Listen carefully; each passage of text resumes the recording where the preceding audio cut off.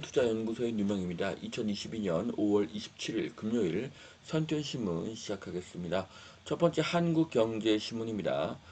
어제는 코스피 코스닥 하락했고요. 금리와 환율은 상승했습니다. 첫 번째 기사입니다. 2050년 서울 인구 800만 명 밑으로 하락한다.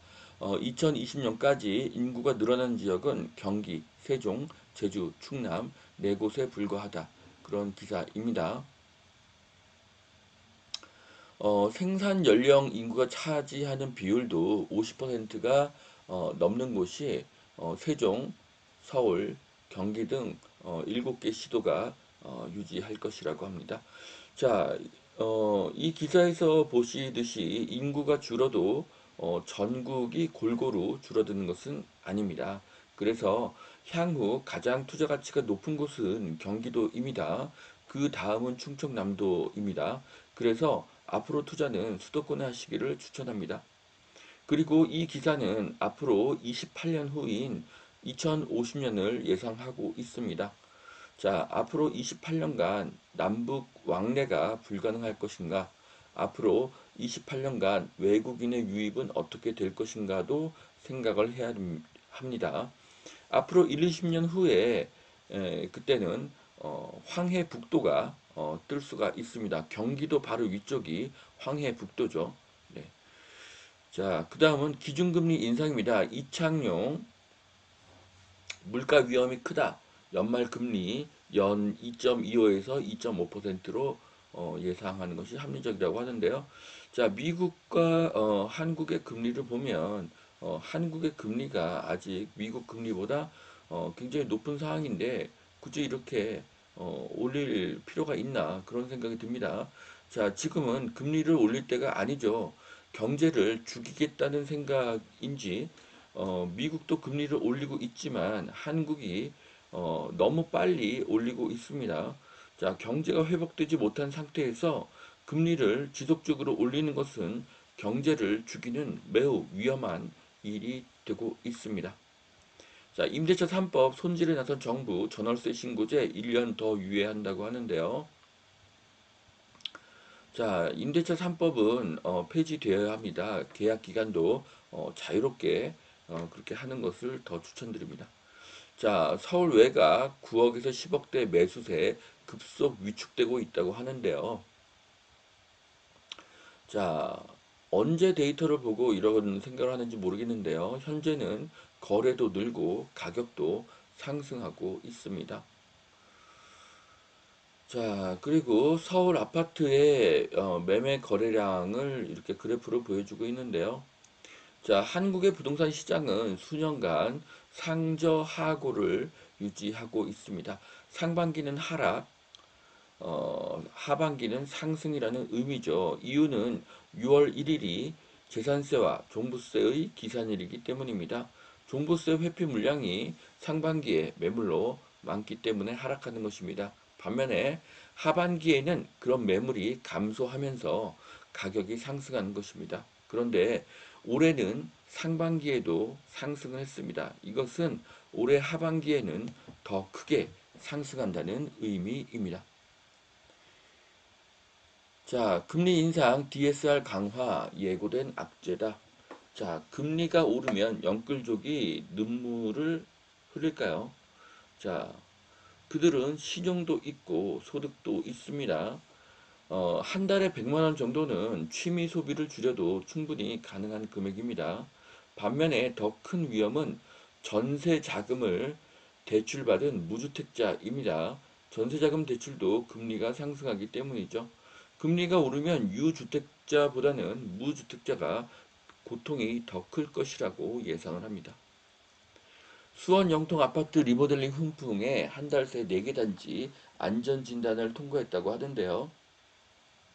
자, 수원 리모델링이 속도를 내고 있습니다. 주택이 부족한데 리모델링이 속도를 내는 것이 아이러니합니다.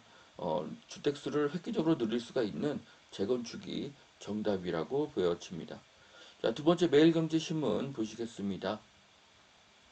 자, 이창용 물가 당분간 5%대 연간 전망 3.1%에서 단숨에 4.5%로 이렇게 수정을 했다고 합니다. 자, 물가가 연간 4.5%로 상승할 것이다. 자, 물가가 오르면 화폐 가치가 하락하죠. 화폐 가치가 하락하면 실물 자산의 가격이 상승합니다. 실물 자산의 대표는 금과 부동산입니다. 자, 주담대 이자 연 400만 원이 늘어서 한 달 월급을 고스란히 은행에 낼 판이라고 하는데요. 어, 주담대 3억 5천 대출 받은 사람의 금리를 이야기하는 것입니다. 그래서 9개월 만에 이자 부담이 400만 원 늘었다고 하는데요. 자, 부부 합산 연봉이 1억에서 2억인 가구에서 연 이자 400만 원이 두려울까요? 한 달에 33만 원 꼴인데요. 4인 가족이 아웃백 스테이크 한 번 안 가면 되는 금액입니다. 이자보다 더 무서운 것이 화폐 가치의 하락입니다. 금리 약재 덮친 부동산 시장, 영끌 많은 서울 외곽부터 흔들린다. 자, 서울 외곽이 흔들린다. 실제로는 하락이 아닌 상승 중이고요. 6월부터는 급 반등할 것으로 예상합니다. 강남 유일의 뉴타운 거여 마천 재개발이 탄력을 받고 있다고 하는데요. 자, 서울에 강남 3구 중에 한 곳이 이런 곳이 있다는 것이 어울리지 않습니다. 어울리지 않는 곳은 빨리 개발을 해야 되겠죠. 자, 임대차법 시장의 호응 썰렁, 전월세 신고 122만 건에 그친다고 합니다. 내년 5월까지 기다렸다가 과태료를 부과한다고 합니다. 자, 내년 5월까지는 전월세 신고를 마쳐야 합니다. 내년에는 진짜로 과태료를 부과할 것이기 때문입니다. 자, 대구의 강남, 수성구 올해 분양 모두 미달이 났다고 합니다. 자, 대구의 상황을 보면 매매가, 전세가, 월세가를 내리는 최고의 방법은 입주 물량의 증가입니다. 이것을 알 수가 있죠. 네, 그렇기 때문에 뭐 세금을 올리고 규제를 하고 뭐 다주택자를 때려잡는다고 해서 매매가, 전세가, 월세가가 내려가는 것이 아니라는 것을 대구의 사례를 보고 많은 분들이 깨달았으면 좋겠습니다. 자, 껑충 뛴 물가에 또 금리 인상, 빚에 기댄 소비, 투자를 멈추라.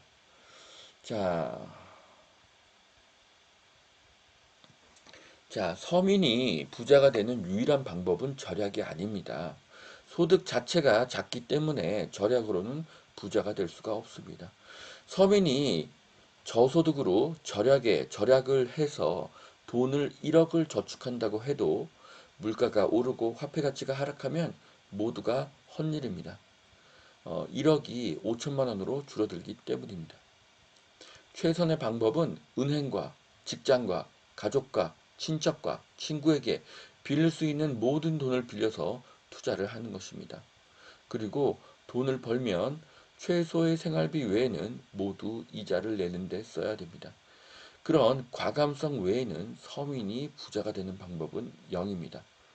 또 여기서 중요한 것은 투자 종목이 어, 부동산이어야지 주식이어서는 안 된다는 것이죠. 네, 물론 코인도 안 되겠죠. 그런데 금융 피라미드의 최상단에 있는 사람들은 서민이 부자가 되는 것을 바라지 않기 때문에 주기적으로 금융위기, 공황을 만들어냅니다. 그때 빚과 대출이 많은 사람은 양털깎기를 당하죠. 그래서 부자가 되려면 적절히 위험을 피해서 자산을 현금화시켜서 공황을 피해야 합니다. 그러려면 공부를 해야 되겠죠. 우리는 지금 투자 공부가 선택이 아닌 필수인 시대에 살고 있습니다. 선투어는 소액으로 위대한 투자를 하는 방법을 계속 연구하고 교육하고 있습니다. 자, 여기까지 2022년 5월 27일 금요일 선투어 신문 마치겠습니다. 오늘도 투자에 도움이 되시길 바랍니다. 감사합니다.